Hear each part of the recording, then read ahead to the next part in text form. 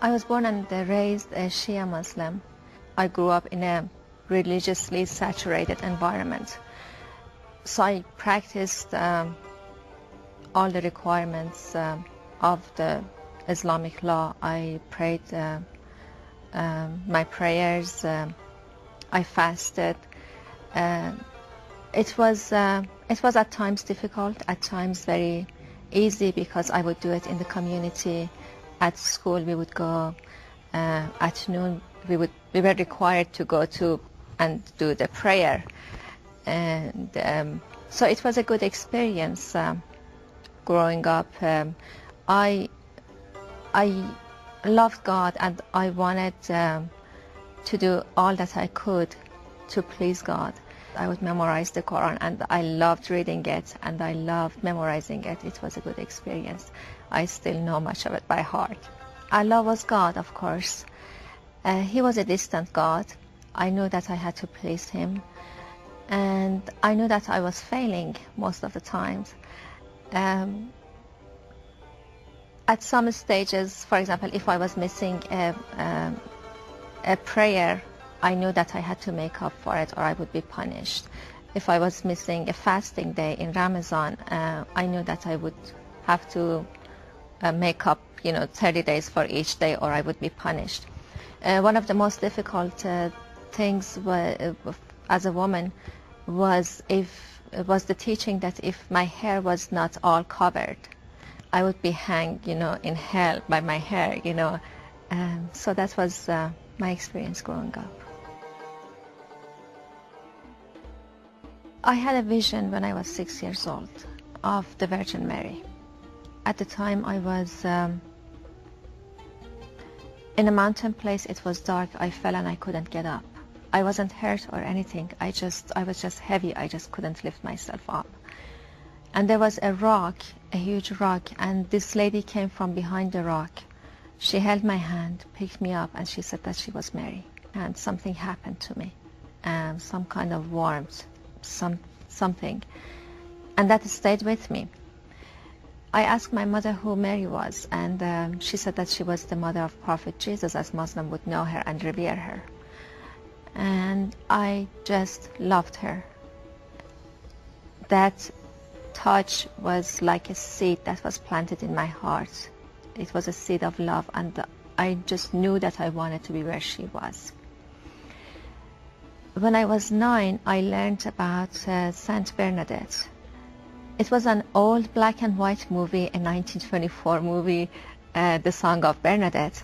I saw such purity of love and such compassion.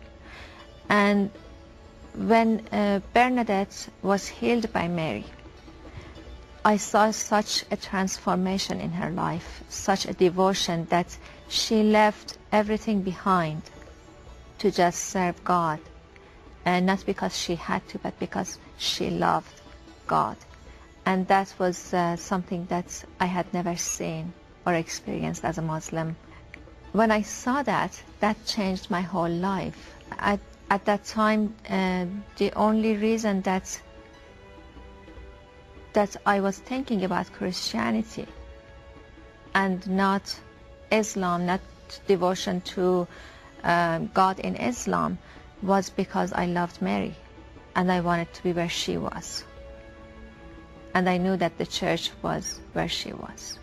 I was desiring to go to church with all my heart. The love was just there, and I wanted to see what it's like to go to a church. I had always seen churches, but I had never dared enter a church. And we had a friend who, when I shared with him that I was interested in learning more about Christianity, he said, well, why don't you come to my church? And I went there. And my experience was the experience of arriving home. It was immediately home. It was a peace, a joy that made it be just home, where you belong. When I started going to church, the whole community became my family. I was the only Middle Eastern person in the church.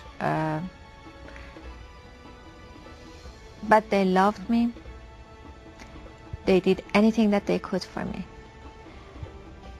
And they became my true family. And they were by my side through thick and thin, all the difficulties. They supported me, they prayed for me. When I needed prayer, the whole church prayed for me.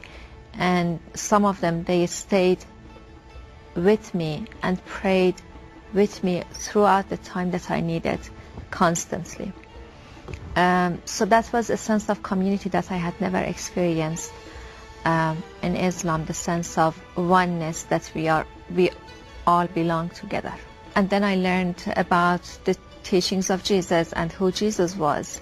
At the beginning, I didn't grasp what it really meant.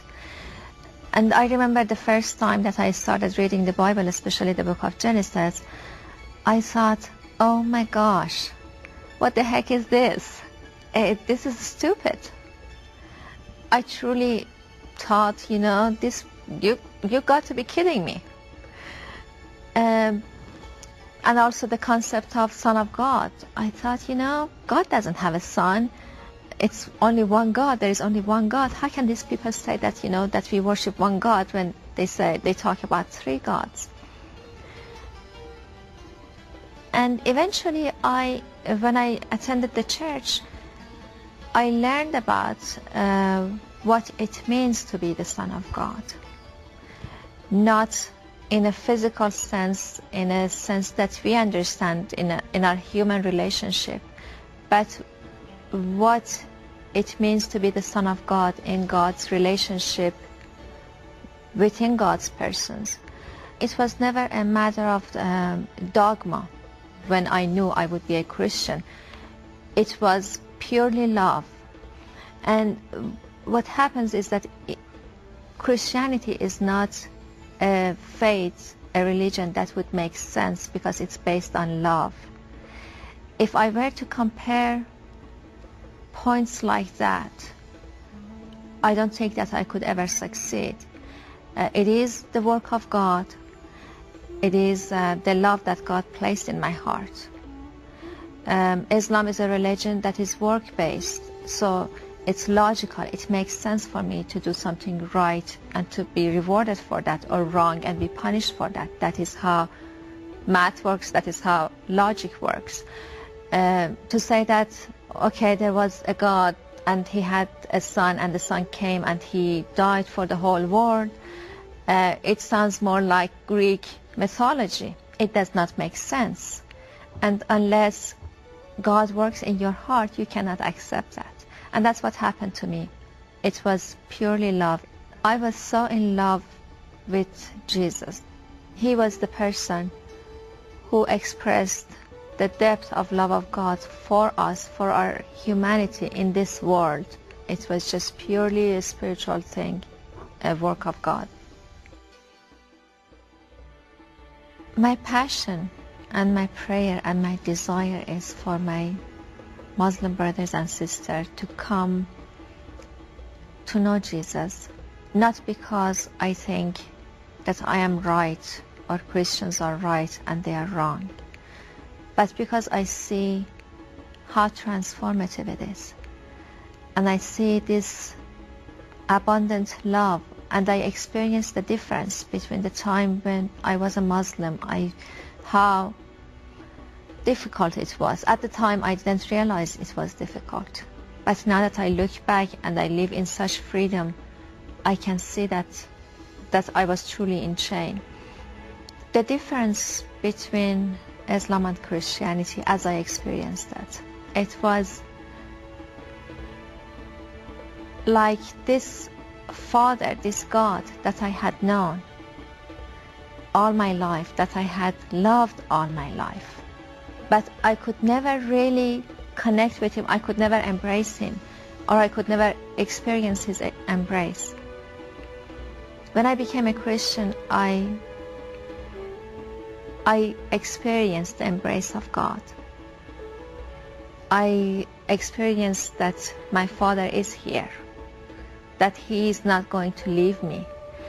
I was no more no longer an orphan. Something within me changed. It was not that my actions changed. They changed because of that transformation. But the transformation took place first.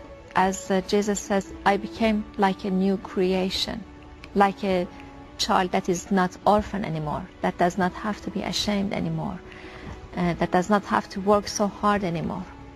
So it was a completely different way of being, not doing. It was being a new creation. So it is, I think it's very important to be open, to just accept the possibility that there might be something to what Christians say. It is not to understand it. They don't need to understand it immediately, or it's just being open. What if Jesus is truly the Son of God? What if we can really have a life that is filled with joy and love and peace, instead of having to live a hard life of obedience, knowing that you are failing all the time? I mean, these are huge ways of lives, huge different ways of living. So I encourage my brothers and sisters to be open and to at least read the Bible and be open to the work of God.